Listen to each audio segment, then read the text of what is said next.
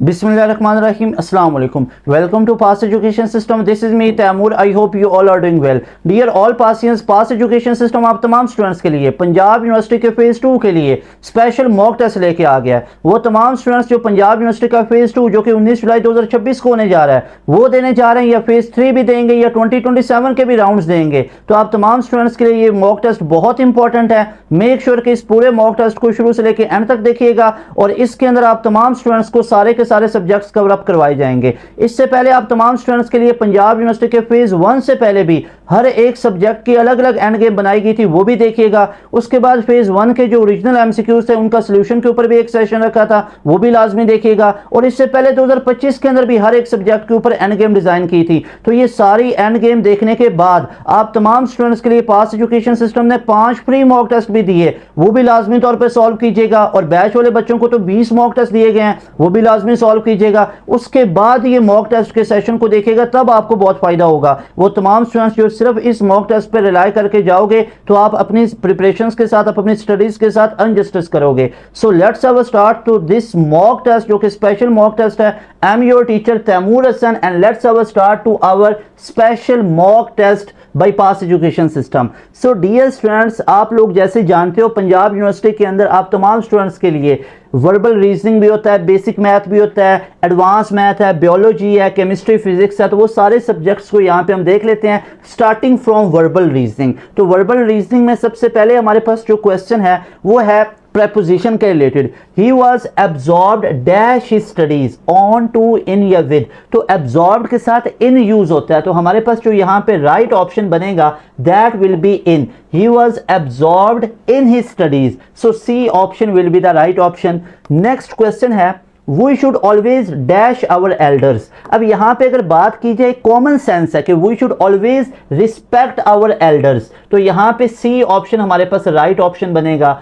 उसके बाद जो हमारे पास नेक्स्ट क्वेश्चन है that is bee is to sting as a dog is to. अब देखिए यहाँ पे उसके करेक्टरिस्टिक को बताया गया है कि बी की करेक्टरिस्टिक होती है स्टिंग, ठीक है, डंग मारना, एज डॉग इज टू। अब डॉग की इसी के सिमिलर जो करेक्टरिस्टिक होती है वो होती है बाइट। अब देखो डॉग से बार्क हो सकता था अगर यहाँ पे बी या किसी और एनिमल का या किसी और इंसेक्ट के किसी साउंड की बात हो रही होती, तो यहाँ पे साउंड की बात नहीं हो रही, यहाँ पे हो रही है बी इज टू स्टिंग, उसके काटने की बात हो रही है, बी के काटने को स्टिंग बोला जाता है। As dog is to bite, तो यहाँ पे हमारे पास जो डेल्टा ऑप्शन है that will be the right option. So we are going to choose delta option. उसके बाद हमारे पास नेक्स्ट क्वेश्चन है what is the antonym of simple. Simple का एंटोनिम क्या होगा? Complex, alpha option. उसके बाद हमारे पास जो नेक्स्ट क्वेश्चन है that is what is the antonym of honest. Honest का एंटोनिम आपने बताना है। ऑनेस्ट का एंटोनिम होता है dishonest, so C option will be the right option. उसके बाद हमारे पास जो नेक्स्ट क्वेश्चन है that is he showed a definite lack of interest in the topic. What is the antonym of definite. अब डेफिनेट का एंटोनिम हमारे पास क्या होगा? अब डेफिनेट कहते हैं क्लियर को, यानी कि जो प्रिसाइज हो, जो सर्टन हो। तो इसका एंटोनिम क्या बनेगा? वेग बनेगा, जो कि अनक्लियर हो। यानी अगर मैं आप लोगों को यहाँ पे बताऊं ना कि डेफिनेट का हमारे पास जो सिनोनिम है दैट विल बी क्लियर, तो डेफिनेट का जो एंटोनिम है वो क्या बनेगा? दैट विल बी वेग। तो सी ऑप्शन हमारे पास राइट ऑप्शन होगा। उसके बाद हमारे पास जो नेक्स्ट क्वेश्चन है that is the solution was quite lucid. What is the antonym of lucid. अब देखिए ल्यूसिड का हमारे पास एंटोनिम जानने से पहले आप पहले इसका मीनिंग समझे। ल्यूसिड का जो हमारे पास मीनिंग होता है दैट वन इज क्लियर। ये हमारे पास क्लियर होता है, यानी किसी चीज का क्लियर होना उसको ल्यूसिड बोला जाता है। ऑब्वियस होना, डेफिनेट होना। तो यहाँ पे अब इसका एंटोनिम उसने पूछा हुआ है, उसने सिनोनिम नहीं पूछा हुआ है, तो एंटोनिम क्या हो जाएगा? That will be obscure. तो ऑब्सक्यूर हो जाएगा, c option will be the right option. उसके बाद है एटमॉस्फेयर वाज क्वाइट टर्बुलेंट। अब टर्बुलेंट कहते हैं फ्लक्चुएशन को। अक्सर आप लोगों ने ये वर्ड सुना होगा प्लेन में कि प्लेन में टर्बुलेंस आया। टर्बुलेंट कहते हैं बिगाड़ को, अनबैलेंस हो जाना चीजों का। तो इसका एंटोनिम क्या होगा भाई? टर्बुलेंट होता है अनबैलेंस होना, तो इसका बैलेंस या काम होना। So B option will be the right option.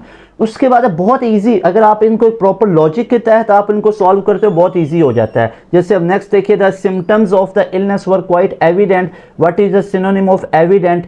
Evident का सिनोनिम हमारे पास क्या होगा? ऑब्वियस होगा, या क्लियर, इस तरह आप कह सकते हो।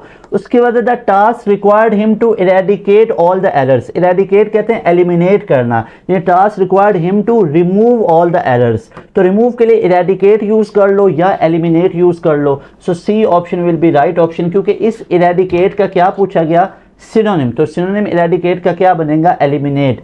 सो सी option will be right option.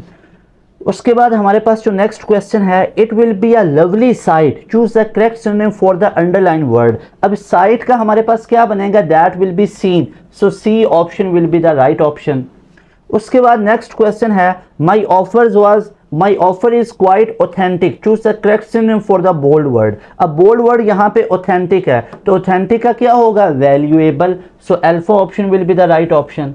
उसके बाद हमारे पास जो नेक्स्ट क्वेश्चन है, that is she tossed the card pieces on the table, choose the correct synonym for the bold word। अब वो bold word यहाँ पे tossed है, पेपर में उधर आपको bold word वहाँ पे वो दिया गया होगा, आपको पता चल जाएगा, तो यहाँ पे मैं बता देता हूँ वो tossed है, तो toss से थ्रो होगा, लेकिन tossed है तो फिर थ्रू बन जाएगा। So B option will be right option, क्योंकि tossed का क्या पूछा गया, सिनोनिम पूछा गया। टॉस मतलब करना, थ्रो करना, उछालना, थ्रू आ जाएगा यहाँ पे, क्योंकि पास्ट में बात हो रही है। यू कैन सी कि ये सिर्फ टॉस नहीं है, ये टॉस्ड है। गॉट इट, ये आप लोग चेक कर सकते हो ना कि that is not toss, that is tossed. Got it. अच्छा जी, उसके बाद हमारे पास जो नेक्स्ट है, that is love and essence of all religions, choose the correct synonym for the underline word. अब एसेंस है यहाँ पे, एसेंस का जो हमारे पास सिनोनिम बनेगा, that will B spirit, so alpha option will be right option. उसके बाद जो नेक्स्ट क्वेश्चन हमारे पास है, that one is music of strange lands with Islam's fire blends. अब यहाँ पे choose the correct synonym for the underline word, और अंडरलाइन वर्ड यहाँ पे ब्लेंड्स है, तो ब्लेंड्स का हमारे पास सिनोनिम क्या हो जाएगा, that will B mixes. Blends एक कॉमन टर्म आप लोग जानते भी होगा, ब्लेंड करना, ब्लेंड्स मिक्सिंग में यूज होता है, तो या मिक्सिंग के लिए यूज किया जाता है, तो इसका सिनोनिम क्या हो जाएगा, मिक्सेस। उसके बाद है choose the right option, open the knot. अब नॉट के लिए अनटाई यूज किया जाता है, तो untie the knot, that is in B option. Is that clear. उसके बाद हमारे पास जो नेक्स्ट है, that is choose the right option, I can speak well English. No, ये नहीं हो सकता। आई कैन स्पोक, तो कैन के साथ तो फर्स्ट फॉर्म आनी चाहिए थी, तो ये नहीं हो सकता है। आई can speak English very well, I can speak English very good, तो वेरी गुड नहीं हो सकता, वेरी वेल हो सकता है। अब देखिए यहाँ पे उसकी जो डिग्री को बताया जा रहा है कि उसकी जो इंग्लिश बोलने की सलाहियत है वो बहुत अच्छी है, आई कैन स्पीक इंग्लिश, वो आई कैन स्पीक वेल इंग्लिश नहीं हो सकता, इंग्लिश पहले आनी चाहिए थी, तो हमारे पास I can speak English very well, तो ये हमारे पास सी ऑप्शन में ही गिवन है। उसके बाद choose the right option, he run fast, ये नहीं हो सकता, ही रन्स फास्ट हो सकता था, ठीक है, यहाँ पे रन्स फास्ट हो सकता था। उसके बाद ही फास्टली रन्स नहीं, he runs fastly, he runs very fast, तो ही रन्स फास्टली भी नहीं होता, he runs very fast, so delta option will be right option. Is that clear. Okay.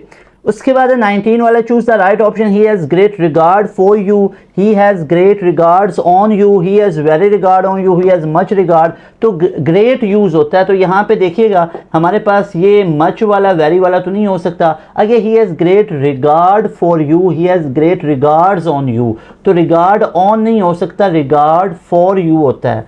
Got it, तो अल्फा ऑप्शन में ये right option given है। Is that clear. उसके बाद लास्ट क्वेश्चन वर्बल रीजनिंग का है, choose the right option, why did you disagree with me. अब disagree के साथ याद रखिएगा, जो डिसएग्री है, अगर किसी पर्सन के साथ डिसएग्री या एग्री होना है तो याद रखिएगा एग्री या डिसएग्री, इसके साथ विद यूज हो सकता है और टू हो सकता है। अब विद कब यूज हो सकता है, जब आप किसी पर्सन के साथ एग्री या डिसएग्री हो। अगर आप उसकी स्टेटमेंट के साथ एग्री या डिसएग्री हो तो फिर टू यूज होता है। तो यहाँ पे तो as long this question is concern, why did you disagree, आगे मी यानी उस पर्सन की बात हो रही है जो कि हम खुद हैं। Why did you disagree, on होगा नो, बाय होगा नो, टू होगा नो, हो सकता था, it could be disagree to, हो सकता था, कब हो सकता था, आगे उसकी स्टेटमेंट होती, तो स्टेटमेंट नहीं है तो फिर हम क्या चूज करेंगे, डिसएग्री विद मी, तो फिर हम ये विद यूज करेंगे जब किसी पर्सन के साथ एग्री या डिसएग्री होना। Is that clear.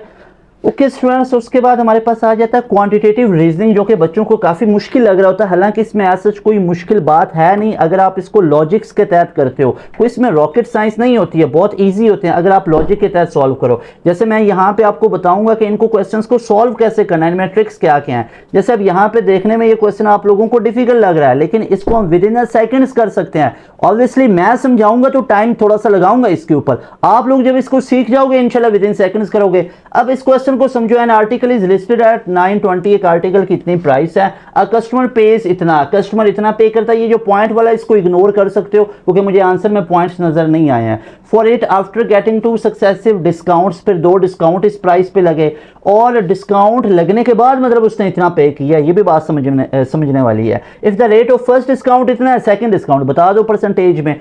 इससे आसान सवाल और क्या होगा। मैं पहले आपको जुबानी इसको सॉल्व करके बताता हूं, फिर हम इसको करके देखते हैं कि ये कैसे होगा। जरा देखो, एक आर्टिकल की प्राइस 920 है, इस पे 2 डिस्काउंट लगे, उसमें से एक डिस्काउंट 15% का था। 2 डिस्काउंट लगने के बाद उस कस्टमर ने कितना पे किया, 742। अब आपने बताना वो दूसरे डिस्काउंट की वैल्यू कितनी थी। भाई इसका लॉजिक समझो। अगर मैं पहला डिस्काउंट 15% का उसकी वैल्यू निकालता हूं, वो 15% का डिस्काउंट किस पे लगा, इस मेन प्राइस पे लगा। अब वो मेन प्राइस पे जितना डिस्काउंट लगा ना, उस प्राइस को इसमें से माइनस कर दो, डिस्काउंट वाली प्राइस को। ये 15% इस 920 का निकाल लो, 15% ऑफ 920 जितना वो आएगा उसको 920 में से माइनस करो तो वो वैल्यू आ जाएगी।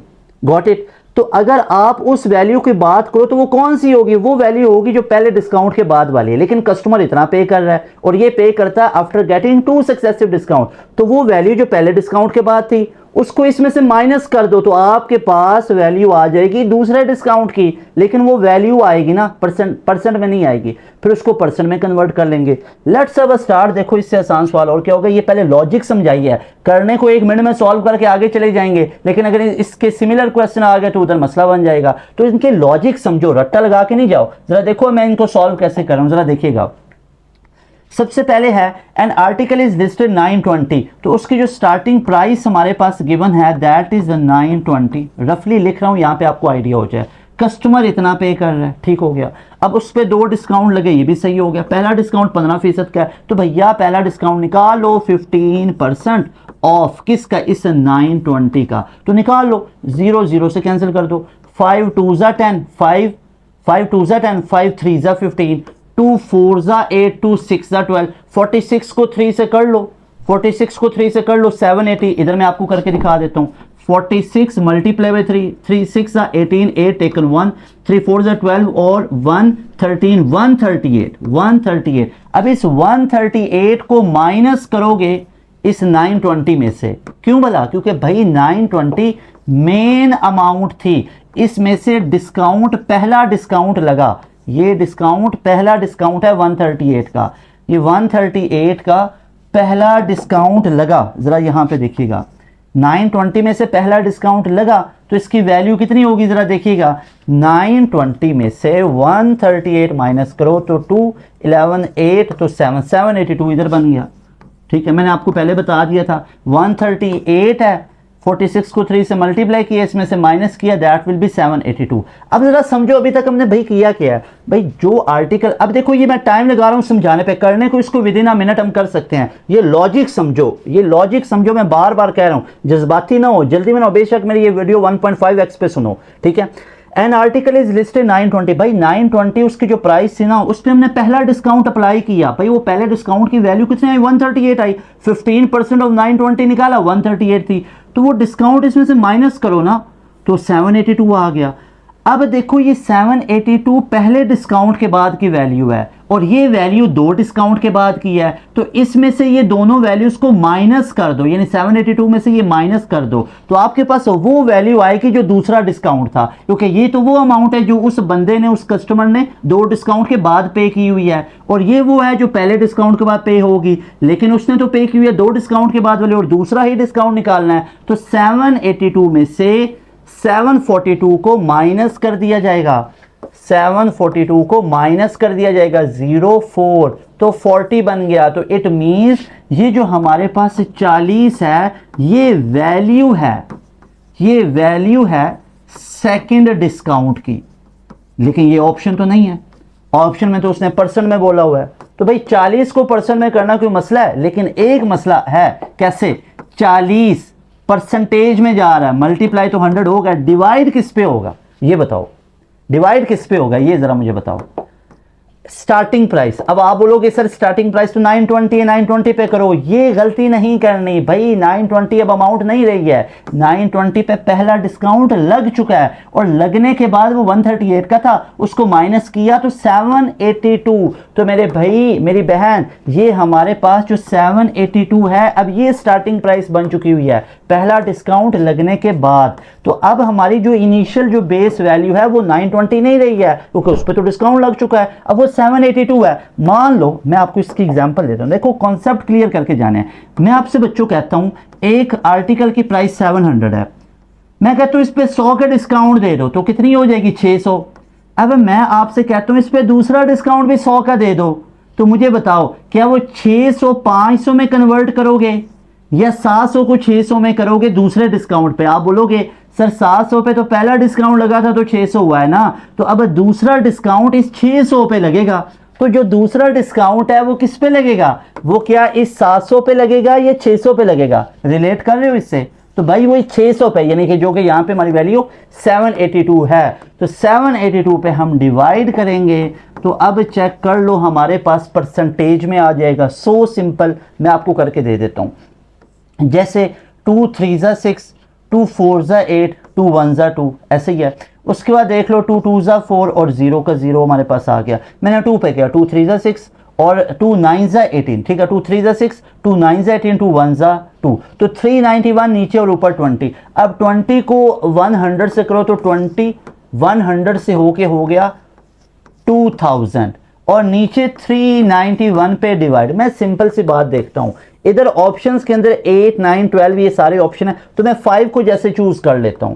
5 को जैसे अगर मैं चूज करता हूं, यानी अगर मैं 391 को 5 से करता हूं, 5 1 ज़ा 5, 5 9 ज़ा 45, 5 टेकन 4, 5 3 ज़ा 15 और 19, तो 1955 ऑलमोस्ट 2000 ही बन गया ना। 1955 6 से करूंगा तो वैल्यू बड़ी हो जाएगी, तो 391 ऑलमोस्ट 5% के करीब करीब बना, और चूंकि हमने यहाँ पे ये पॉइंट भी इग्नोर किया हुआ था, तो हम कह सकते हैं कि हमारा जो राइट ऑप्शन है दैट विल बी 5%। इस क्वेश्चन का दोबारा फ्लेवर लीजिए, इस क्वेश्चन का दोबारा फ्लेवर लीजिए, बेस स्ट्रांग होगी, आगे कोई मसला नहीं है। एक आर्टिकल की प्राइस 920 है, 742 दो डिस्काउंट के बाद सेल किया गया, तो मैंने क्या किया, पहला डिस्काउंट जो 15% का था, 15% 15% ऑफ 920 निकाला, 138 था, तो 138 को 920 से माइनस किया, 782 आ गया। अब ये जो 782 है ये पहले डिस्काउंट के बाद की हमारे पास अमाउंट है। अब इस 782 को 742 से माइनस किया तो 40 आ गया। अब 40 डिवाइड बाई 782 मल्टीप्लाई बाई 100 तो परसेंटेज में आ गया, दैट विल बी 5%, जो कि सी ऑप्शन में है। अब देखिएगा दूसरा क्वेश्चन है, r is equal to x s minus 4 when s is 5, r is 16, then find the value r when s is equal to 8। इससे आसान अब सवाल क्या होंगे भाई, इससे आसान अब क्या ही सवाल होंगे, जरा देखते जाओ।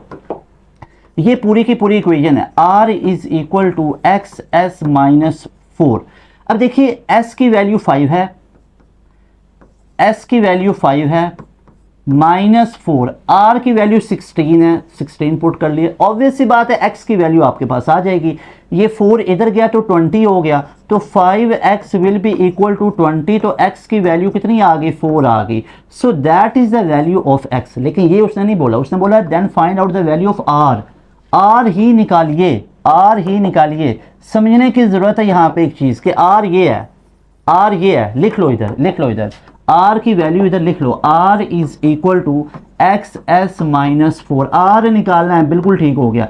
x कितना है, x नहीं पता भाई, पता लग गया, अब 4 है, 4 पुट कर दो, मल्टीप्लाई बाय s कितना है, s उसने बता दिया, अब 8 पुट करो, 8 पुट कर दिया, माइनस 4, तो r will be equal to 32 minus 4, so r value will be 28। So is that 100% clear? Any problem, any confusion? Alpha option is the right option. Got it? आगे चलते हैं, आगे नेक्स्ट क्वेश्चन को देखिए जरा, क्वेश्चन नंबर 23। अच्छा जी, which of the following is a prime number. अब प्राइम नंबर हमने बताना है, ओके। प्राइम नंबर कहते हैं जो अपने अलावा और 1 के अलावा किसी पे डिवाइड ना हो। अब यहाँ पे अगर आप लोग देखोगे ना तो 571 मुझे लग रहा है ये प्राइम नंबर है। तो यहाँ पे अगर आप तमाम स्टूडेंट्स देखो तो 517, क्या 517 हमारे पास एक प्राइम नंबर होगा? जरा इसको इधर देख लेते हैं भैया। अगर 517 को आप 11 पे करके देखो तो 517 डिवाइडेड बाई 11, 11 वन ज़ा 11, 11 फोर ज़ा 44, तो इधर से 7, 11 7 ज़ा, तो इसका मतलब है इसके तो फैक्टर हमारे पास एक 11 भी बन गया और एक ये 47 भी बन गया। बिल्कुल ठीक है। तो ये हमारे पास प्राइम नंबर नहीं होगा, ठीक है, ये हमारे पास प्राइम नंबर नहीं होगा क्योंकि ये 11 पे भी हो रहा है और साथ में ये 47 पे भी हो रहा है। उसके बाद है 559, इसको आप 13 पे ज़रा चेक करके देखो 559 को। ओके इधर देख लेते हैं। अगर हम इस 559 को 13 पे देखें तो भैया 13 4 ज़ा 52 होता है। भाई करके देख लो ना, अगर इशू है 4 3 ज़ा 12 टेकन 1 आ गया, 4 1 ज़ा 4 और 1 5 52, 3 इधर बचा और 13 3 ज़ा हमारे पास 39 बनता है। तो ये 11 पे भी होता है, सॉरी ये 13 पे भी होता है और 43 पे भी होता है, और ये ऊपर वाला 11 पे भी होता था और 47 पे भी होता था। बिल्कुल ठीक है। तो ये भी नहीं हुआ हमारे पास प्राइम नंबर। अब 5 क्योंकि इसके फैक्टर एक से ज़्यादा बन रहे हैं ना, ये 517 खुद भी है, 11 भी है, 47 भी है, और इसके फैक्टर क्या क्या बन रहे हैं, इसका 13 भी है, 43 भी है। अब इस 533 को चेक कर लो तो भाई इसका फैक्टर क्या 13 या 11 बन सकता है? ज़रा चेक करो। आप इसको भी करके देख लो। फॉर एग्जाम्पल यहाँ पे हम इसको करके देखते हैं। 533 को अगर आप चेक करो 13 के ऊपर अगर आप 13 के ऊपर चेक कर लो 13 4 ज़ा 52, 1 13 1 ज़ा, तो इसका मतलब है ये 13 पे भी जाता है, 41 पे भी जाता है। तो पीछे एक ही ऑप्शन बचता है 551, 571, एक ही ऑप्शन बचता है 571। So that will be your right option. यही प्राइम नंबर है। इन सब के तो फैक्टर निकल आए हैं, इन सब के तो फैक्टर निकला है। 571 करके देख लो, किसी पे डिवाइड नहीं होता सिवाय 571 इटसेल्फ और 1 पे। Is that clear? ओके। उसके बाद क्वेश्चन नंबर 24 है, a person sold a horse at a gain of 15%. Okay, had he bought it for 25% less and sold it for 600 less, he would have made a profit of 32%. The cost price of the horse will be. देखने में मुश्किल लग रहा है कुछ भी नहीं है, बहुत बेसिक लेवल का क्वेश्चन है। ऐसे क्वेश्चन को करने की ट्रिक समझ लीजिए, ऐसे क्वेश्चंस को करने की ट्रिक समझ लीजिए। सबसे पहले आप लोगों ने लिख लेनी है कॉस्ट प्राइस, सेलिंग प्राइस, फिर new cost price, new selling price. ठीक है, पहले देखिए कॉस्ट प्राइस कितनी है, भाई नहीं पता है, मान लो x है। सेलिंग प्राइस कितनी है, 15% गेन पे सोल्ड ऑफ 15% गेन। भाई पहली प्राइस अगर 1 थी तो 15% 1 का लोगे तो 0.15, तो वो 1 में ऐड कर लो तो 1.15x आ गया, है ना, सिंपल सी बात है। स्टार्टिंग प्राइस ये 100 मान लो तो 115 हो जाएगी, अगर 1 मानी है तो 1.15 हो जाएगी। ये पिछली एंड गेम में भी ये कॉन्सेप्ट बड़ा डिटेल में बताया, ठीक ना, ये समझ आ गई। स्टार्टिंग प्राइस 1 है, सेलिंग प्राइस 1.15x है। अब मुझे बताओ इस कॉस्ट प्राइस से न्यू कॉस्ट प्राइस, क्यों न्यू कॉस्ट प्राइस?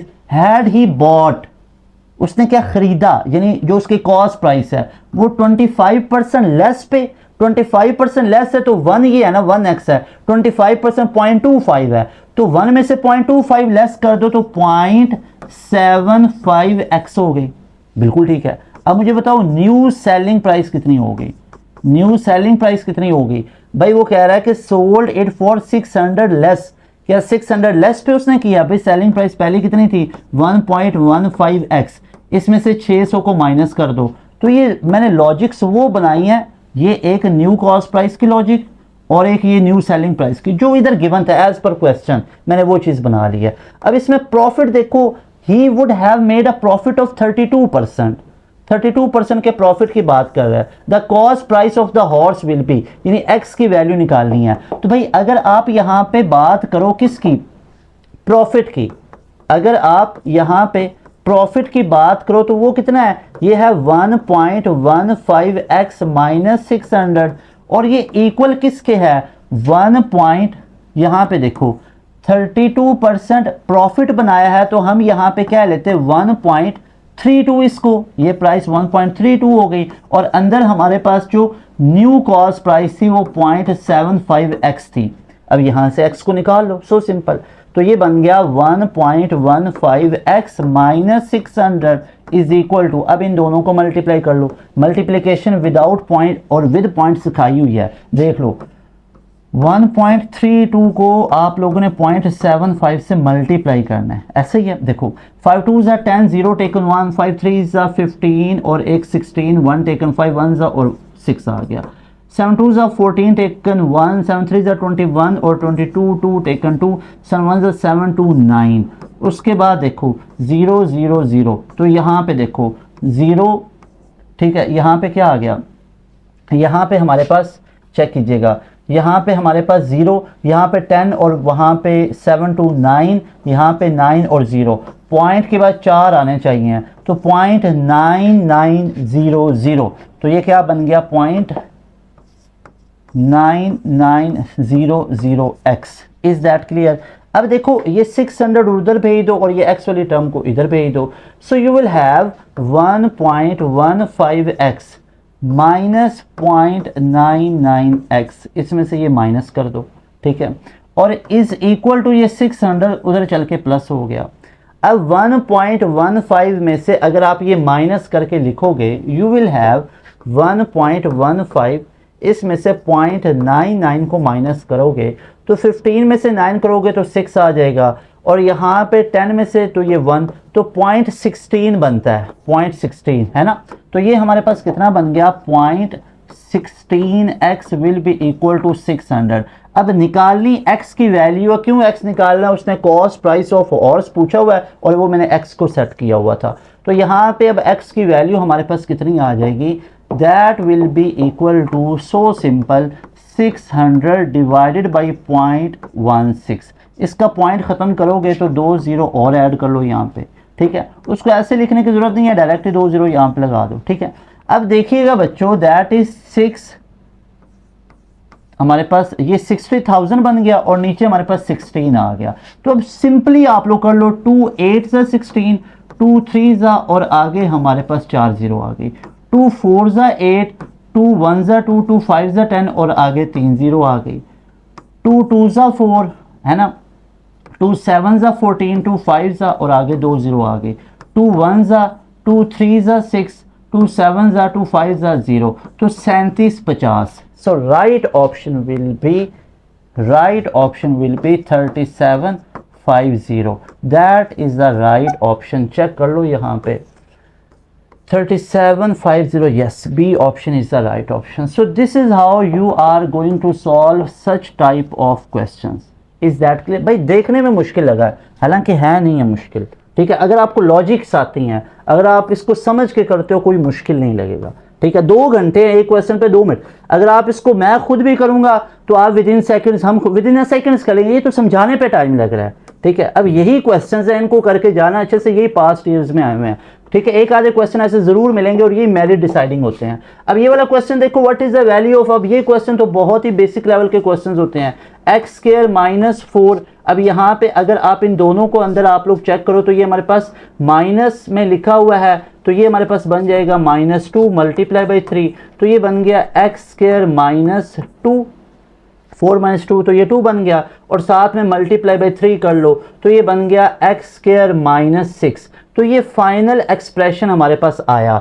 अब इस तरह के क्वेश्चंस में चेक कर लो कि हमारे पास जितनी वैल्यूज़ हैं उनको पुट करके देखो। जैसे अगर मैं यहाँ पे 3x की जगह पे पुट करता हूँ, अगर मैं यहाँ पे पुट x इक्वल टू 3 करता हूँ, तो ज़रा देखिएगा, अगर मैं x इक्वल टू 3 करता हूँ तो 3 का हमारे पास ऊपर स्क्वायर आ गया, -6 आ गया, तो ये 9 - 6 आ गया, तो 3 आ गया। इसका मतलब है 3 पुट करने से, ये 3 पुट करने से हमारा आंसर भी क्या आया, 3 आया, जो कि मौजूद है। और कोई वैल्यू पुट करोगे तो that won't satisfy your values, so that is y 3 will be the right option. Is that clear? उसके बाद हमारे पास जो नेक्स्ट क्वेश्चन हैं, जो नेक्स्ट क्वेश्चन है कि a train with length of 50 metre passes a man in 3 seconds. आगे वो कह रहा है स्पीड बताओ किलोमीटर पर आवर से। एक दिक्कत आप लोगों को यहाँ पे जो देखने को मिलेगी वो ये है कि भाई हमारे पास इधर मीटर में, इधर सेकंड्स में है, तो स्पीड हमारी जो वैसे आएगी ना वो मीटर पर सेकंड में आएगी, लेकिन उसने यहाँ पे एक बात कर दी, उसने कहा भाई हमें किलोमीटर पर आवर में निकाल के दो, तो कोई मसले की बात नहीं है। अब देखो मीटर पर सेकंड छोटा यूनिट किलोमीटर पर आवर में जाएगा, कोई मसले की बात नहीं है। एक रिलेशन है S बराबर है VT, तो V की वैल्यू आ गई S अपॉन में T, तो सिंपल सी बात है S से डिस्टेंस 50 का है और नीचे टाइम कितना है 3 का है। अब मुझे बताओ ये जो आपके पास आंसर आया ये ऑटोमेटिकली किस में आ गया, मीटर पर सेकंड में आ गया। अब मेरा आपसे जो पॉइंट ऑफ कंसर्न है वो ये है कि मान लो अगर मैं आप लोगों से कहता कि हमारा कोई एक वैल्यू है, उसको x कह लो, वो आया हुआ है किलोमीटर पर आवर में, और हमने जाना है ऐसा यूनिट जो कि मीटर पर सेकंड होता है, तो हम इसको मीटर पर सेकंड में कैसे कर सकते हैं? आप बोलोगे सर जो x आपकी वैल्यू आई हुई है वो किलोमीटर मीटर में जा रहा है, बड़ा यूनिट छोटे में जा रहा है, तो 1000 से मल्टीप्लाई, क्योंकि 1 किलोमीटर में 1000 मीटर होते हैं, और नीचे घंटे हैं, 1 घंटा मिनट में जाएगा 60 पे डिवाइड, फिर दोबारा 60 पे, तो उसको क्या लेते हैं 3600 पे। अब जरा एक चीज तो मुझे बताओ, ये 2 0 2 0 से काट सकते हो, या 2 1 जा 2 2 8 जा 16 2 5 जा 10, तो 5/18 है, तो सीधा मैं ये कह सकता था, क्या मैं आप तमाम बच्चों से सीधा सीधा यही ना कह देता कि 5/18 से मल्टीप्लाई कर दो, यानी कि whenever we are going to convert kilometre per hour in metre per second, तो सिंपल इज दैट जब भी किलोमीटर पर आवर को मीटर पर सेकंड में कन्वर्ट करने जा रहे हो, तो भाई simple is that multiply by 5/18, 5/18 से मल्टीप्लाई कर लो। अच्छा, अब इसी को उल्टा देख लो, अगर मीटर पर सेकंड को किलोमीटर पर आवर में करना हो, तो भाई अब इसको उल्टा कर दो, यानी कि 18/5 से मल्टीप्लाई कर दो। पहले 5/18 से किया था, अब 18/5। तो अब हमारा जो पॉइंट ऑफ कंसर्न है वो है मीटर पर सेकंड को किलोमीटर पर आवर में करना, तो 18/5 से मल्टीप्लाई करेंगे, जो भी आंसर आया है जो कि है 50/3, इसको हम 18/5 से करेंगे, 3 6 18, 5 10 50, 10 into 6 दैट विल बी 60, और अब ये आ चुका है किलोमीटर पर आवर में। So that is your final answer, जो कि हमारे पास कहाँ पे लिखा हुआ है, that is in C option. So C option will be the right option. Is that clear? Okay. उसके बाद हमारे पास जो नेक्स्ट क्वेश्चन है that is what is the probability of getting all 6 in the single throw of 3 unbiased dice. देखो, अगर तो coin को टॉस किया जाए तो उसकी पॉसिबल आउटकम्स होती हैं 2n। एक कॉइन को 1 टाइम किया गया 2(1) आ गया, 2 टाइम किया गया तो 2(2) आ गया, तो 4 आ गया, बिल्कुल ठीक है। लेकिन अगर एक डाई को रोल किया जाए तो 6n से निकालते हैं, जैसे 1 टाइम किया गया तो वो 6 ही आ गया, 2 टाइम किया गया तो यहाँ पे 6(2) आ जाएगी, तो वो हमारे पास 36 होता है, तो आप इसको ऐसे लिख लो, दैट विल बी 36। अगर 3 टाइम किया जाए 6 × 6 36 × 6 दैट इज 216। तो देखो, अब जो पॉइंट ऑफ कंसर्न है वो ये है, अब वो कह रहा है कि एक डाई को 3 बार रोल किया गया, ठीक है, तो क्या क्या आ सकता है, 1 2 3 4 5 6। नहीं, मैं कहता हूँ दूसरी बार भी उसको रोल किया गया तो क्या आ सकता है, फिर भी या 1 या 2 या 3 या 4 या 5 या 6। भाई तीसरी दफ़ा भी उछाला गया, क्या क्या आ सकता है, भाई वही आ सकता है 1 2 3 4 5 या 6, ठीक है, ये आ सकता है हमारे पास। अब अगर मैं आपसे कहता हूँ कि हमारे पास अगर आप सब तीनों डाई को रोल करो या आप उनको उछालो, प्रोबेबिलिटी ऑफ गेटिंग ऑल 6, कि आप तीनों बार उछाला है लेकिन हमें 6 ही हर बार चाहिए, क्या कंफर्म है? नहीं, कंफर्म तो नहीं है, कंफर्म तो किसी का भी नहीं है, या 1 आ सकता है या 2 या 3 या 4 या 5 या 6, तो 6 आने के इधर क्या है, 1 है, 1/6 है ना। अगर एक दफ़ा इसको उछाला जाता तो उसकी प्रोबेबिलिटी क्या बननी थी, दैट शुड बी 1 वो क्या होनी चाहिए थी, 1/6। इधर से भी क्या आनी थी, 1/6, इधर से भी क्या आनी थी, 1/6। तो 3 दफ़ा उछाला गया ना, तो 3 दफ़ा उछाला गया तो क्या आ जाएगा, 1/6 ऊपर क्यूब ले लो, तो 1/6 का क्यूब करोगे तो क्या आएगा, 1/216। So alpha option is the right option. ये सारी कैलकुलेशंस आपको ये चीज़ समझाने के लिए, इज दैट क्लियर? अब 1/6 कब होना था, एक डाई को रोल किया जाए, यहाँ पे क्या है, ये है कि what is the probability of getting 6 in a single throw of 3 unbiased dice. तो 3 अनबाइस्ड है ना, तो नीचे 6 नहीं आ सकता, नीचे 6 तब आना था जब एक डाई होता। अब 2 लूडो के दाने होते तो 1/36 हो सकता था, 3 है तो 1/6 का क्यूब, तो नीचे 216 आ गया। Is that clear? उसके बाद हमारे पास जो नेक्स्ट है that is 28। The sum of second and 7th term of an AP 6 point the sum of first 8 terms. Okay, बहुत बेसिक सा क्वेश्चन है, जरा देखो भाई। वो कह रहा है sum of second and 7 term, यानी A2 + A7 उसने बोल दिया कितना है, 6 है। A2 को लिख सकते हो A1 + D प्लस A7 को लिख सकते हो A1 + 6D, तो ये कितना आ रहा है, 6 आ रहा है। तो देख लो A + A कितना आ गया, 2A, और D + 6D कितना आ गया, 7D, तो इसकी वैल्यू कितनी आ गई है, 6 आ गई है। तो ये लॉजिक्स तो हमें समझ आ गए जो कंडीशन उसने खुद बना के दी हुई है। तो अब हम यहाँ पे क्या कर लेंगे, हम ये है कि सम निकालना है S8 का, तो S8 का n/2 आ जाएगा, n कितना 8 है तो 8/2 आ जाएगा, और अंदर हमारे पास क्या आ जाएगा 2a + 7d, और 2a + 7d कितना है 6 के बराबर है, तो S8 will be equal to 8/2 कितना हो गया 4, और 2a + 7d है किसके बराबर 6 के बराबर है, तो 6 पुट कर लो, तो 6 × 4 कितना हो जाएगा 24। So the sum of a terms will be equal to 24, जो कि बी ऑप्शन में लिखा हुआ है। Is that 100% clear. उसके बाद हमारे पास जो नेक्स्ट क्वेश्चन है दैट इज, देखो ये बेसिक मैथ ही है, इसको ही आप लोग कर लो, ये बहुत बेसिक है, बहुत इजी है, कोई इसमें मसला नहीं है। The total profit for a year of 45,600 rupees if the share of A. अब इसमें मुझे बताना क्या मसला है, देखो मैं सॉल्व करूंगा विद इन अ सेकंड, ये होने वाला क्वेश्चन है। वो कह रहा है total profit for a year is इतने rupees if the share of A is इतना, जो कि लेस देन है बी से, यानी कि ए के शेयर बी से कम है, यानी बी के अगर x है ना तो ए के होंगे x माइनस ये वैल्यू।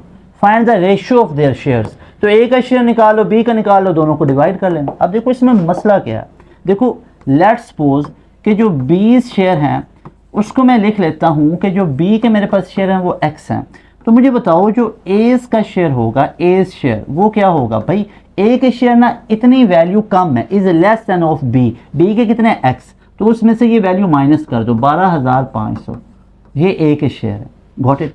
अब इन दोनों की जो टोटल प्रॉफिट है वो इतने रुपीज़ है, तो दोनों को ऐड कर लो, इसके शेयर तो मिला के वो इतना बनेगा। तो भाई मैं एक काम कर लेता हूँ, बी का शेयर x है, ए का शेयर कितना है x माइनस 12,500, ठीक है। इन दोनों को मैंने क्या किया ऐड, बी का शेयर ये क्या है बी का शेयर है, और ये सारा क्या है ये ए का शेयर है, तो मैंने ए और बी के शेयर को ऐड किया, तो ये बराबर किसके है 45,600 के बराबर है। तो भैया अब देख लीजिए हमारे पास x + x कितना हो गया 2x, और ये वैल्यू उधर चल के ऐड हो जाएगी 45,600 + 12,500। तो आप एक काम कर लीजिए इधर इनको ऐड कर लीजिए, यानी कि हमारे पास ये 45,600, इसमें 12,500 को जुबानी भी आप कर सकते हो, इस तरह कर लो, 45,600 में 12,500 ऐड कर लीजिए, 0 0 1 1 तो 6 और 2 8 और 5, तो ये कितना बन गया दैट इज़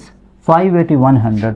तो x की वैल्यू कितनी आ गई 58100 डिवाइडेड बाई 2, क्योंकि ये 2x था ना, ये इन सब की दोनों की ऐड करके तो 581 आए, तो 2 इधर डिवाइड कर दिया, 2 पे डिवाइड करोगे तो 2 2 ज़ा 4, इधर मैं लिख रहा हूँ 2 2 ज़ा 4 1 2 9 ज़ा 18, ऐसे ही है। तो यहाँ पे देखिएगा आगे 100 है, 2 2 ज़ा 4 2 9 ज़ा 18, और आगे 250 ज़ा 100, तो कितना बन गया 2950। तो ये कितना बन गया 2950, ठीक है। अब अगर हम 2950 को 2 से करें, 2 0 2 5 10 0 टेकन 1 2 9 ज़ा 18 और 1 19 1 2 2 ज़ा 1 और 2 2 ज़ा 4 1 5, तो 5900। तो ये यहाँ पे 29 0 भी आएगा ना, ये इस पे नहीं करता है, तो ये 290 0, तो x की वैल्यू हमारे पास कितनी आ गई 2950। अब देखो ये x की वैल्यू आई है जो कि हमारे पास b का शेयर है। अब हमने क्या निकालना, find the ratio of their shares. तो a का शेयर b का तो आ गया, अब a का शेयर क्या था, इतनी वैल्यू b में से कम थी, तो अब b की वैल्यू कितनी निकाली है 20 यानी 290 में से 12,500 माइनस कर दो, यानी कि अगर ए शेयर निकालने हैं तो ए के शेयर हैं क्या, वो हैं x माइनस 12,500। तो आप एक काम कर लो, ये x कितना निकाला 290 इसमें से 12,500 माइनस कर लो, इधर देखो ये क्या बन गया 290 और 12,500 को माइनस कर लो, 0 5 5 8 में से 2 6 और यहाँ पे 2 में से 1 आ गया, तो ये कितना आ गया हमारे पास, that will be A share will be 16,550। अब मुझे ये बताओ बी का शेयर 29,050 है और ए का शेयर 16,550 है, निकालनी इनकी रेशियो है, तो आप इन दोनों को डिवाइड कर लो, find the ratio of their shares, ठीक है। अब इफ द ए शेयर, पहले ए के शेयर की बात हुई है तो ए का शेयर हमारे पास कितना ये है, बड़ी टर्म को ऊपर में रख लेता हूँ 290 50, तो यहाँ पे देखिएगा 290 50 ऊपर और 16 550 नीचे। अब इनको डिवाइड कर लो, 2 8 ज़ा 16, 2 2 ज़ा 4, 2 7 ज़ा 2 5 ज़ा, 2 1 ज़ा 2, 2 4 ज़ा 8, 1 2 5 ज़ा 10, 2 2 ज़ा 4, 2 5 ज़ा 10। तो ये हमारे पास क्या बन गया 145, इधर लिख लो आप 14525 डिवाइडेड बाई 8275, 5 पे करो, 5 1 ज़ा 5 3, 5 6 ज़ा 5 5 ज़ा 5 5 ज़ा और 5 2 ज़ा 10, 4 5 9 ज़ा 45, ऐसे ही है। और ये नहीं जाता, ज़ीरो आ गया और 5 5 ज़ा 25, तो ये क्या बन गया हमारे पास, दैट विल बी 2905। अब ये 5 पे जाते हैं, 5 3 ज़ा 15 1, 5 3 ज़ा 15, 5 1 ज़ा 5, 5 बन गया, 5 5 ज़ा 25, 4 5 8 ज़ा और 5 1 ज़ा, तो 581 डिवाइड बाई 331, 581 रेशो 331 ये शेयर है, या 331 नीचे रख लो, ठीक है, ऊपर रख लो और 581 नीचे, तो 581 और 331, 581 और 331, तो ये चेक कर सकते हो 331 और 581, ठीक है। तो ये सिर्फ डेल्टा ऑप्शन के अंदर ही मौजूद है, सो delta option will be the right option. भाई ये तरीका कार है पूरा क्वेश्चन को हल करने का, ठीक है, देखने में आसान है, बस कैलकुलेशंस पे टाइम लगाया है, कोई इसमें ऐसा कोई लॉजिक्स नहीं, ठीक है, बहुत मुश्किल है, बिल्कुल इजीली हमने इसको सॉल्व कर लिया, ठीक। कैलकुलेशन है ना, अब देखो कैलकुलेशन यहाँ पे हो गया, मैंने उसको काउंटर वेरीफाई कर लिया, तो कैलकुलेशन तो आप लोग चेक करते रहो, कैलकुलेटर मैंने यूज़ नहीं किया है, ये मैं आपको बता दूं, कैलकुलेटर नहीं किया। हाँ मैं खुद, अब मेरे सामने ये पेपर हो, इसको आप विद इन सेकंड, कम से कम इसको 1 मिनट मैक्सिमम भी लगा लो, 1 मिनट में हो जाएगा, आप लोग इसको 2 मिनट में कर लोगे, और एक एमसीक्यूज के लिए 2 मिनट ही होते हैं। इंग्लिश के जो एमसीक्यूज है वो 2 मिनट में थोड़ी होते हैं, वो तो 40 सेकंड में हो जाते हैं, उनका टाइम भी इस पे लगाना, तो इस पे अगर 3 मिनट भी लग रहे हैं ऐसे क्वेश्चन पे, और हर दूसरा क्वेश्चन ऐसा होता भी नहीं है, तो लगाने हैं ऐसे क्वेश्चंस पे भी 2-3 मिनट लगा रहे हैं तो लगाने हैं, क्योंकि 2 घंटे का पेपर आप लोगों के पास है, तो ऐसा तो है नहीं कि आप लोगों के पास ये स्पेसिफिक टाइम है, तो अगर ऐसे क्वेश्चन पे 3-4 मिनट भी लग रहे हैं तो लगाने हैं, बाकी इसकी जो डेफिशिएंसी है वो पूरी कर लेनी है इंग्लिश वगैरह के पेपर में। आगे 30th वाला, what is the probability that 2 digit number selected random will be multiple of 3 and not a multiple of 5। 2 digit number की मैं बात करूं तो वो 10 से शुरू होंगे और जाएंगे 99 तक, ये 2 डिजिट्स वाले नंबर हैं। अब अगर मैं आपसे बात करूं कि जो मल्टीपल ऑफ 3 है, वो 3 के मल्टीपल क्या होंगे, भाई वो 3 के मल्टीपल हमारे पास होंगे 33 है, वो 36 होगा, वो 39 होगा, तो ये 3 के मल्टीपल होंगे। तो जो हमारे पास 10 to 99 तक ऐसे आप काउंट करते जाओ, तो जो हमारे पास मल्टीपल ऑफ 3 सिर्फ मैं बात कर रहा हूं, तो वो टोटल हमारे पास कितने 30। अब दूसरी बात ये है कि हमारे पास जो मल्टीपल ऑफ 3 एंड 5 वो क्या होंगे, भाई जो 3 पे भी होते हैं 5 पे, जैसे 15 है 3 पे भी होता है 5 पे भी होता है, तो ऐसे जो हमारे पास काउंट करके आप लोग देखो 10 to 99, तो वो हमारे पास 6 हैं, हमने निकालने हैं मल्टीपल ऑफ 3 है, नॉट मल्टीपल ऑफ 5। तो भाई जो टोटल हमारे पास हैं वो कौन से वाले हैं, वो 30 के मल्टीपल तो 30 हैं, जो नॉट वाले हैं वो 6 माइनस कर दो तो वो 24 हैं। अब देखो वो 24 हमारे डिजायर्ड हैं, अब हमने प्रोबेबिलिटी निकालनी है, तो टोटल नंबर कितने हैं 10 to 99, टोटल नंबर काउंट करो कितने बनते हैं 90 बनते हैं, तो टोटल नंबर 90 है, डिजायर 24 है, तो प्रोबेबिलिटी कैसे निकाली जाएगी 24 डिवाइडेड बाई 90। तो देखो 2 पे हो रहा है, 2 12 जा 24, 2 4 जा 2 5 जा, तो ये हमारे पास क्या बन गया 12/44। तो इसको कर लो 3 4 बार 12, 3 1 बार 3 5 बार 15, तो 4/15, 4/15 will be the desired probability. 4/15 कहाँ पे लिखा हुआ है, सी ऑप्शन में लिखा हुआ है, so C option will be right option. मेरे ख्याल में अब आप लोगों का फ्लो बन रहा होगा कि क्वेश्चंस को सॉल्व कैसे करना है। नेक्स्ट क्वेश्चन है, what is the value of 5.3 times 8.2। और अक्सर औकात में आप तमाम बच्चों को ये पॉइंट के साथ मल्टीप्लिकेशन सिखाता हूँ कि कैसे करना है। ज़रा देखो, इसको मल्टीप्लाई करना है 8.2 के साथ, तो पॉइंट को भूल जाओ, 2 3 जा 6, 2 5 जा 10, 8 3 जा 24, टेकन यहाँ पे 4 और टेकन 2 आ गया, 8 5 जा 40 और 2 42, तो ये आ गया 42, तो ये बन गया 6 4 3 4। इसमें पॉइंट के बाद एक है, इसमें पॉइंट के बाद एक, पॉइंट के बाद 2 होने चाहिए, 43.46। तो 43.46 कहाँ पे लिखा हुआ है, that is in delta option, so delta option will be the right option. उसके बाद 32 वाला क्वेश्चन हमारे पास जो बेसिक मैथ का है, वो है find the value of x if 3:b is equal to x/c। अब देखो ऐसे क्वेश्चन को करने का सिंपल सा लॉजिक है, 3/b कर लो इक्वल टू x/c कर लो। अब जब मैंने यहाँ पे देखा तो मुझे पता चला x की वैल्यू निकालनी है, तो मैं क्रॉस मल्टीप्लाई किया तो ये xb will be equal to 3c आ गया। तो x की वैल्यू मेरे पास क्या आ गई, 3c divided by b। So that will be the value of x, जो कि 3c अपॉन b कहाँ पे लिखी हुई है, ये हमारे पास अल्फा ऑप्शन में लिखी हुई है। So alpha option will be the right option. उसके बाद बच्चों जो नेक्स्ट क्वेश्चन है दैट इज 33। अब 33 वाला क्या क्वेश्चन है, 33 वाला क्वेश्चन है a/b ये है b/c। अब ये दो तरह से क्वेश्चन आता होता है। मान लो अगर ये a/b/c ना होता, इसकी जगह कह देता a/c निकालो, मैं आपको वो भी बता देता हूँ। पहले देखो a/b/c जो उसने पूछा वो देख लो। तो आप लोगों ने करना क्या है, a/b जो लिखा हुआ है इसको इधर लिख लेना 2/3। और इनका पास एजुकेशन सिस्टम का एक सुपर डुपर ट्रिक आपको बताता होता हूँ। और जो b/c हमारे पास लिखा हुआ है दैट इज 4/5। अब आप लोगों ने करना क्या, आप लोगों ने उल्टा n बना के मल्टीप्लाई करना है, यानी उल्टा n ऐसे 2 से 4, फिर 4 से 3 और फिर 3 से 5 मल्टीप्लाई करो। 2 4 8 ratio, 4 3 12 ratio, 3 5 15। So that is your answer 8 12 15, 8 12 15, जो कि कहाँ पे लिखा हुआ है, यहाँ पे देखो। अब इसको देख लो कि 4 पे कर सकते हो, 4 2 4 3 15 नहीं करता, 3 पे कर सकते हो, 3 इन दोनों को करता है, इस पे नहीं करता। ये भी देख लेना कहीं पे डिवाइड तो नहीं हो रहे हैं, नहीं हो रहे हैं। तो 8 12 15 will be the right option. अगर वो आपसे पूछता, अभी इसका दूसरा लॉजिक देख लो, अगर वो आप लोगों से ये वाली चीज़ ना पूछता, वो आपसे पूछता भाई मुझे तो चाहिए a/c, तो उसका लॉजिक देख लो। उसका लॉजिक ये है कि हमारे पास a/c निकालने के लिए b सेम होना चाहिए था। यहाँ पे b की वैल्यू 3 है, यहाँ पे b की वैल्यू 4 है, तो इसको सेम कर लेना था। तो जैसे यहाँ पे आप लोग चेक कर सकते हो कि a/b हमारे पास कितना गिवन है, दैट इज 2/3।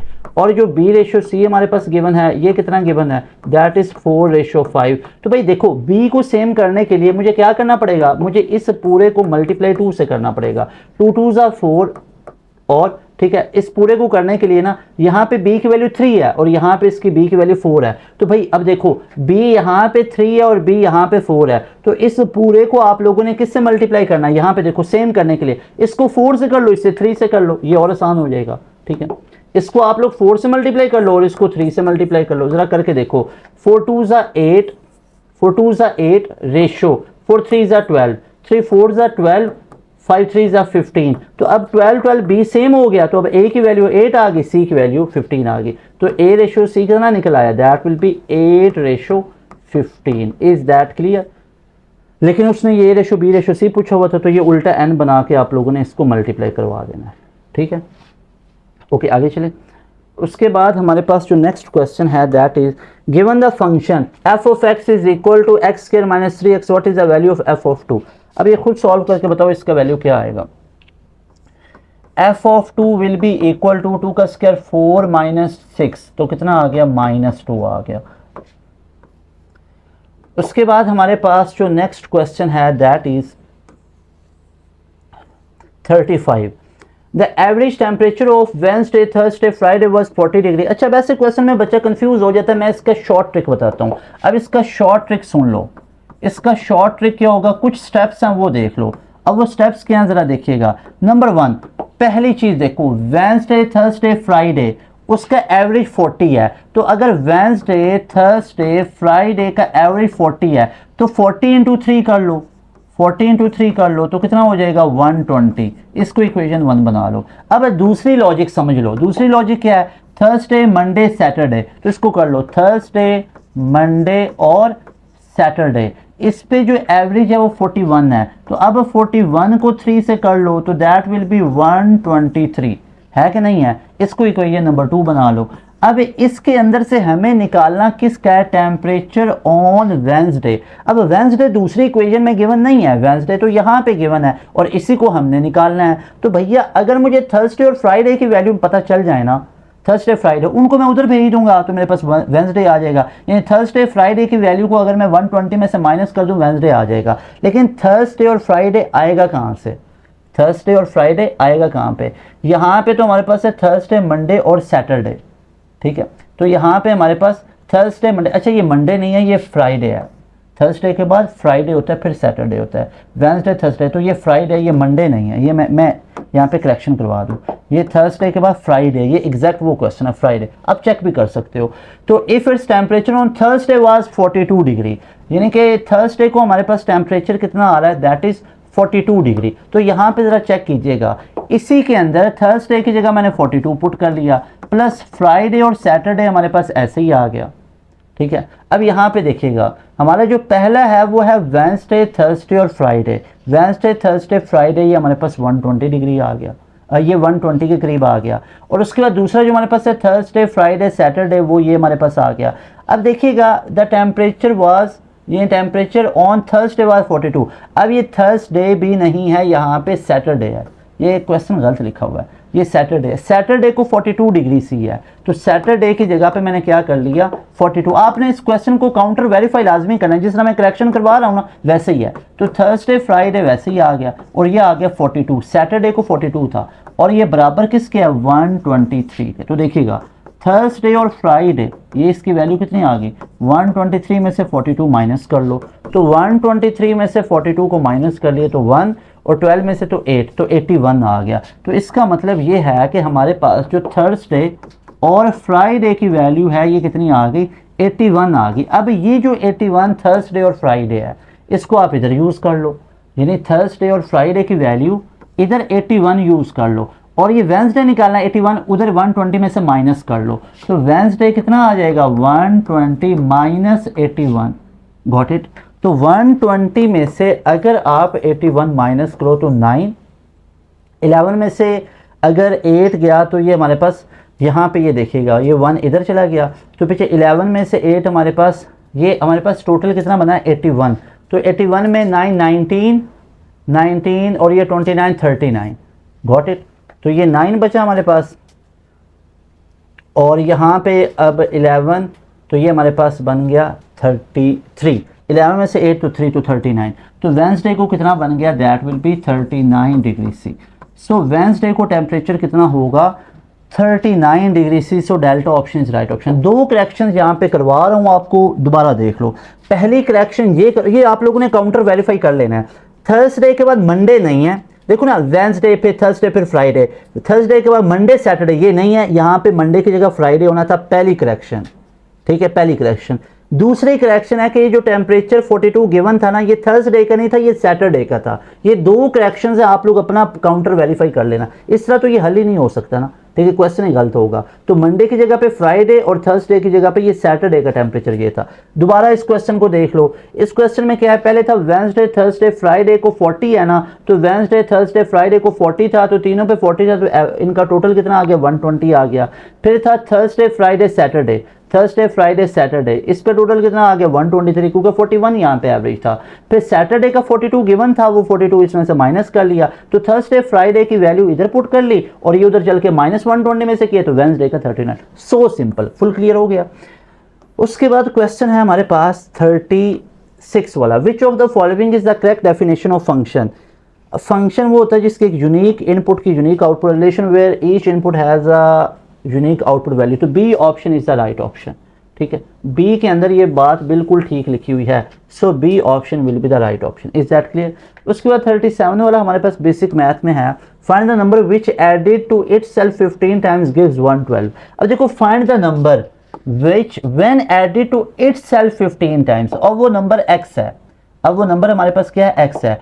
उसको क्या आपने किया, find the number which added, उसको ऐड किया टू इटसेल्फ 15 टाइम्स, उसका अपना ही 15 टाइम जो कि 15x है, तो ये गिव्स 112, तो ये वैल्यू कितना देता है 112 देता है। तो ये बन गया 16x will be equal to 112।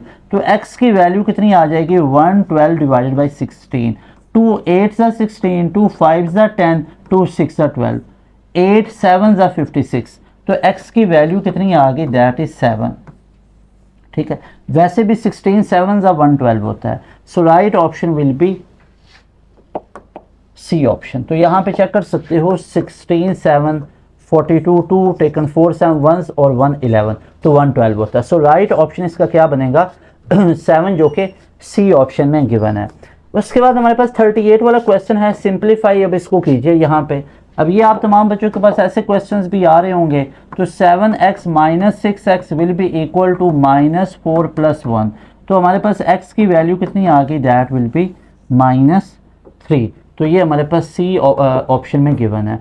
फिर लास्ट पे क्वेश्चन है, सेकंड लास्ट पे, कि a man is now 3 times as old as his son, 5 years back he was 4 times as old of his son, the age of son in years will be equal to what। अब देखो a man is now 3 times, तो भाई अगर मैं मान लूँ कि सन की जो एज है वो x है, तो मेरे पास जो फादर की एज होगी वो इस टाइम पे कितनी आ रही होगी, भाई फादर की एज होगी 3x। अब वो कह रहा है कि 5 years back, तो फादर में भी 3x में से 5 साल पहले चले जाओ और बेटे में भी x में से 5 साल पहले चले जाओ। हुआ तब क्या था कि जो ही वाज, यानी कौन, father was as old is son, 4 time था। तो अगर इनको मैंने इक्वेट करना है, यानी मैं फादर की एज और सन की एज को बराबर रखना चाहता हूँ, तो चूंकि 5 साल पहले बाप बेटे से 4 गुना ज़्यादा था, तो वो 4 गुना बेटे की एज से मैं मल्टीप्लाई कर रहा हूँ ताकि इनको मैं इक्वल रख सकूँ। अगर यही 4 मैं बाप की एज से मल्टीप्लाई कर लिया तो वो तो इस तरह हो जाएगा कि अगर मैं आपको बोलूँ कि 5 इज इक्वल टू 10, तो अब 10 5 से डबल है, तो वो जो डबल जो 2 है वो किससे मल्टीप्लाई करना है, भाई वो 5 से मल्टीप्लाई करना है, वो छोटे वाले से किया जाता है।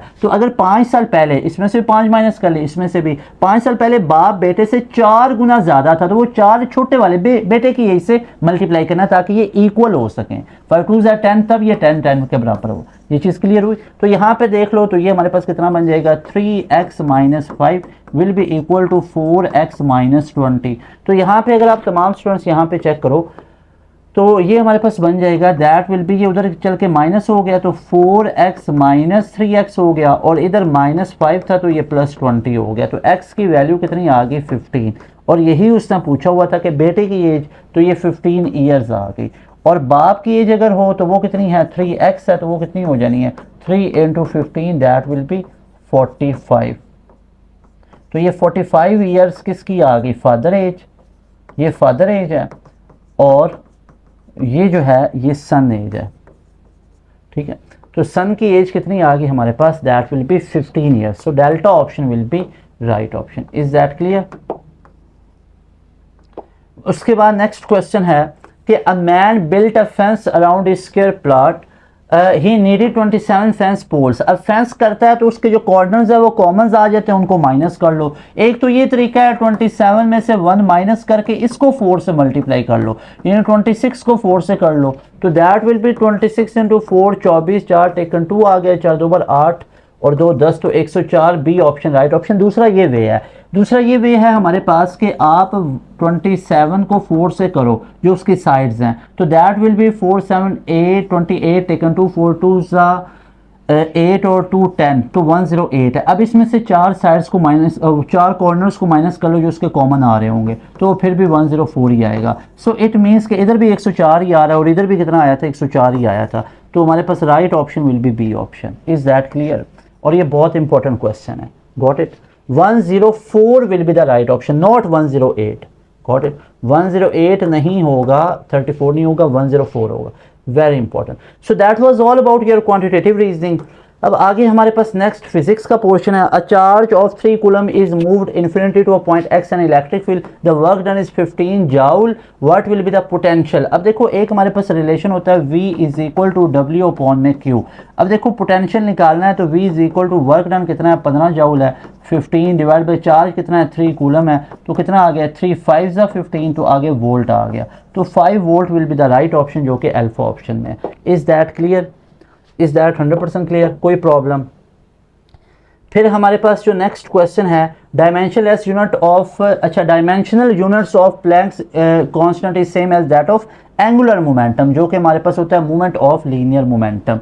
उसके बाद जो नेक्स्ट क्वेश्चन है, ये वाला भी क्लियर हो गया। उसके बाद नेक्स्ट क्वेश्चन है हमारे पास unit of current gain. Current gain दोनों I current divide by current है, तो नो यूनिट, इसका कोई यूनिट नहीं होगा क्योंकि रेशियो बिटवीन सेम क्वांटिटीज है। No unit, no dimension. Which one of the following particle moving in a magnetic field can not be deflected. Deflect वो नहीं होगी जिस पे चार्ज नहीं है, न्यूट्रॉन पे कोई चार्ज नहीं है तो ये डिफ्लेक्ट भी नहीं होगा। उसके बाद नेक्स्ट क्वेश्चन है हमारे पास, यहाँ पे देख लो, the maximum stress that a body can tolerate is called ultimate tensile stress या टेंसाइल स्ट्रेंथ, एक ही बात है।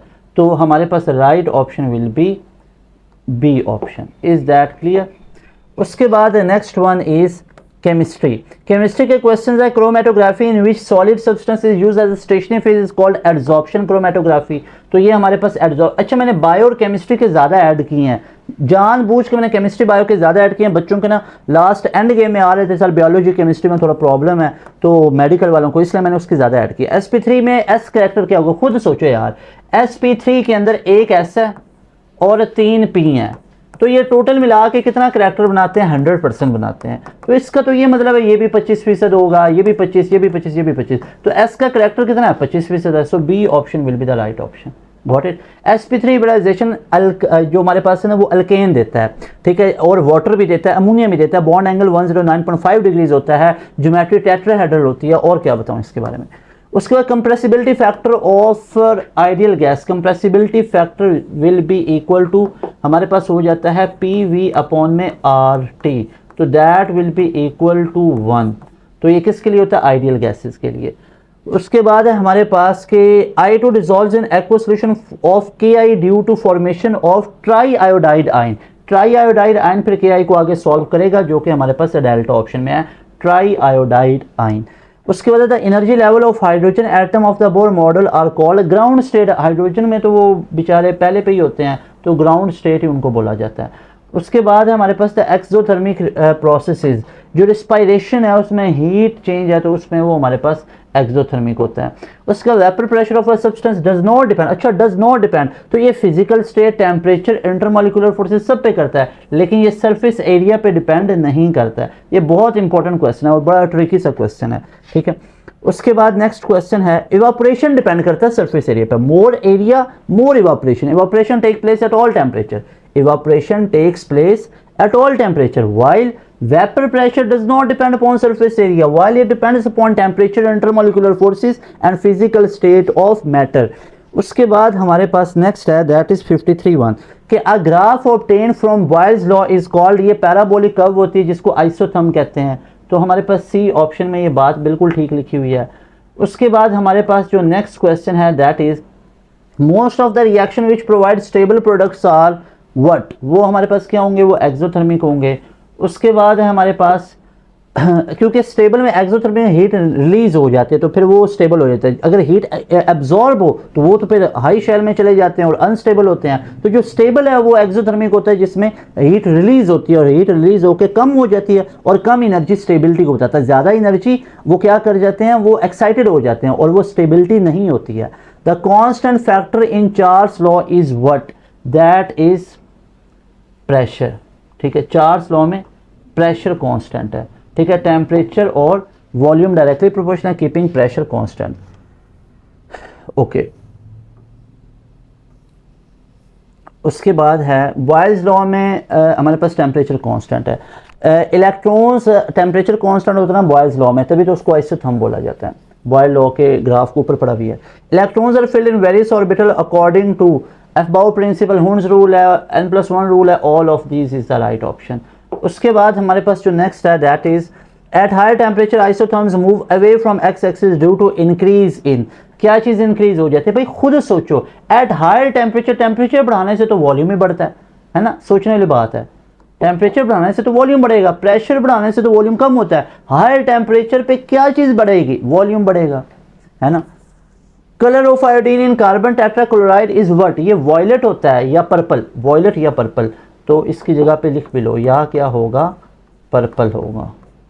तो ये दोनों हो सकते हैं, तो पर्पल या वॉयलेट, सॉरी पर्पल तो पहले लिखा हुआ है ना, पर्पल तो पहले लिखा हुआ है, तो हम क्या कर लेंगे, वॉयलेट।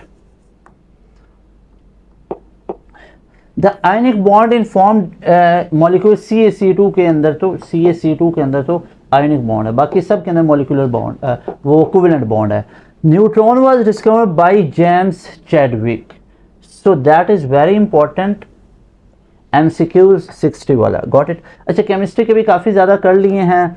अब हमारे पास है acetone and chloroform are soluble in each other due to, भाई इंटरमोलिकुलर हाइड्रोजन बॉन्डिंग है उसकी वजह से ये आपस में सॉल्युबल होते हैं। When I is to the magnetic quantum number having, magnetic quantum number m होगा, अगर ये 2 है तो उसका मतलब ये होगा +-2, तो यानी माइनस का भी 2 होगा, माइनस का 1 होगा, फिर 0 हो जाएगा, फिर प्लस का 1 हो जाएगा, फिर प्लस का 2 हो जाएगा। तो टोटल कितने हो जाएंगे 1 2 3 4 5, तो टोटल हो जाएंगे 5, जो कि हमारे पास डेल्टा ऑप्शन में लिखा हुआ है। Is that clear? जो ये क्वांटम नंबर है ना, एक प्रिंसिपल क्वांटम नंबर होता है जिसको स्मॉल n से कहते हैं, जो ऑर्बिट का बताता है, शेल का बताता है। एक एजिमुथल क्वांटम नंबर है जिसको स्मॉल l कहते हैं, ये उसके ऑर्बिटल्स को बताता है। और उसके बाद मैग्नेटिक क्वांटम नंबर्स हैं, जो उसके बाद स्पिन क्वांटम नंबर्स आ जाते हैं। ये 4 क्वांटम नंबर्स होते हैं। When water freezes at 0 degree C, density increase हो जाती है क्योंकि एम्प्टी स्पेसेस अंदर आ जाती हैं। एम्प्टी स्पेसेस वाला सीन कहाँ पे लिखा हुआ है? सी ऑप्शन में। उसके बाद हमारे पास जो next question is, the next question is, that is the rate at which the solute moves in paper chromatography depends on, ये किस पे डिपेंड कर रहा होता है? that depends upon the partition coefficient, partition coefficient पे डिपेंड करता है। उसके बाद है orbitals have the same energy are called degenerate orbital, ये याद है ना, if degenerate orbitals are given, जैसे px py pz। उसके बाद biology के हमारे पास आ जाते हैं, flame cells are characteristics of excretory systems, किसके अंदर होते हैं? that is in planaria, that is in delta option। उसके बाद हमारे पास जो नेक्स्ट है दैट वन इज, अब बायो के देख लो, corpus luteum starts secreting a hormone called progesterone, progesterone in delta option. उसके बाद हमारे पास जो नेक्स्ट है that one is frog excrete, यानी एक्सक्रीशन में से पूछा गया, nitrogenous waste in the form of urea, बहुत इंपॉर्टेंट है, यूरिया की फॉर्म में एक्सक्रीशन करता है, तो ये हमारे पास बी ऑप्शन में है। उसके बाद है in human large intestine microbes are involved in the synthesis of vitamin K. उसके बाद हमारे पास है next one that is which of the following is not a 4 carbon compound, तो ये आइसोसिट्रेट 4 कार्बन नहीं है, ये 6 कार्बन होती है, ये मैं बता भी देता हूँ आपको, ये होती है C6H6O7, ठीक है। तो जो आइसोसिट्रेट है हमारे पास that is not a 4 carbon, that is 6 carbon compound. उसके बाद हमारे पास name the gland located on the top of each kidney, that is adrenal gland, adrenal gland हर एक किडनी के टॉप पे होता है।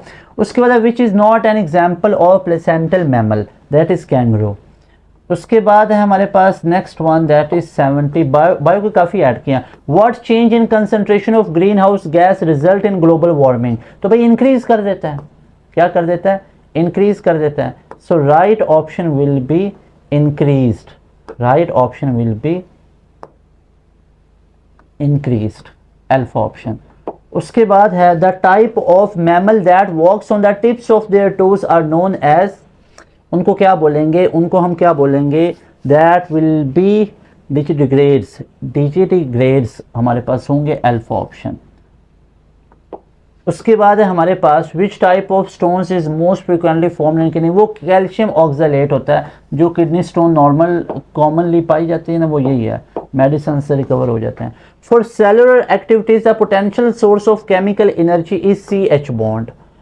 उसके बाद हमारे पास जो नेक्स्ट है that is 77, wheat belongs to the family, ये ग्रास फैमिली से बिलोंग करता है, ग्रास फैमिली से बिलोंग करता है, ओके, डेल्टा ऑप्शन है। Lateral meristems are present in, किस में पाए जाएंगे? That is gymnosperms and dicot, C option is the right option. उसके बाद है हमारे पास द एल्गल फाइलम, जो हमारे पास एल्गल फाइलम है consider to be ancestor of plants in chlorophyta, B option. उसके बाद है आपकी बुक लाइन है ना ये exact, central dogma is, central dogma is, देखिए जी, basic mechanism of reading and expressing genes, यानी RNA टू प्रोटीन तक, तो ये इसका डेल्टा ऑप्शन एक्यूरेट है, एग्जैक्ट है, गॉट इट। उसके बाद है नेक्स्ट वन,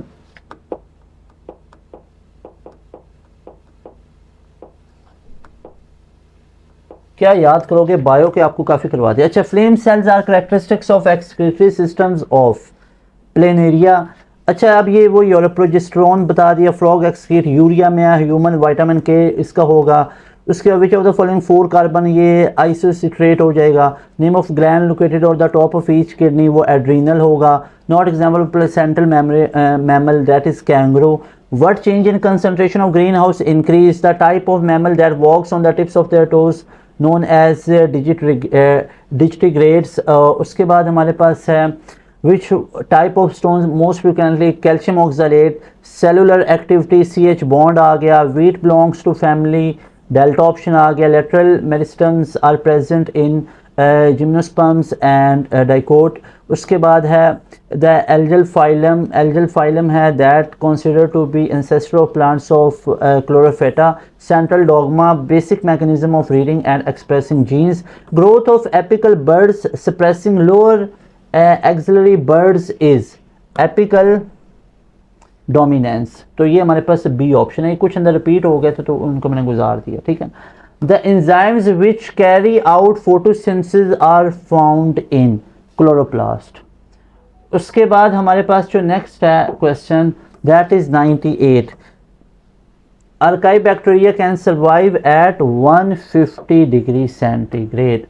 तो alpha option is the right option. So dear students, dear all persons, that was all about your special mock test जो आप तमाम स्टूडेंट से प्रॉमिस किया था. लाजमी तौर पे जो 5 फ्री मॉक टेस्ट हैं वो सॉल्व करके जाइएगा. अब लेआउट क्या है पूरे नंबर लेने का? लेआउट सिंपल सा है कि आप तमाम बच्चों ने करना क्या मैं बता देता हूँ. ये जो अभी सेशन है, ये वाला जो लेक्चर है, इसको कह लेते हैं करंट लेक्चर. ये जो करंट सेशन आपका है इसको आप लोगों ने पूरा देखना है, पूरा समझना है. एक एक क्वेश्चन को बार बार वीडियो को रिवाइंड करके सुनो, एक एक चीज़ को देखो, नीचे फीडबैक में मुझे बताओ किस लेवल की आपको समझ आई है. ये पहले नंबर पे करो. उसके बाद जो 5 फ्री मॉक टेस्ट हैं वो तो सबके पास अवेलेबल है, उन पर कोई चार्ज नहीं है. ये सेशन भी फ्री ऑफ कॉस्ट था, ठीक है. पहले नंबर पे ये 5 फ्री मॉक टेस्ट हैं, वो 5 फ्री मॉक टेस्ट सॉल्व करके जाओ.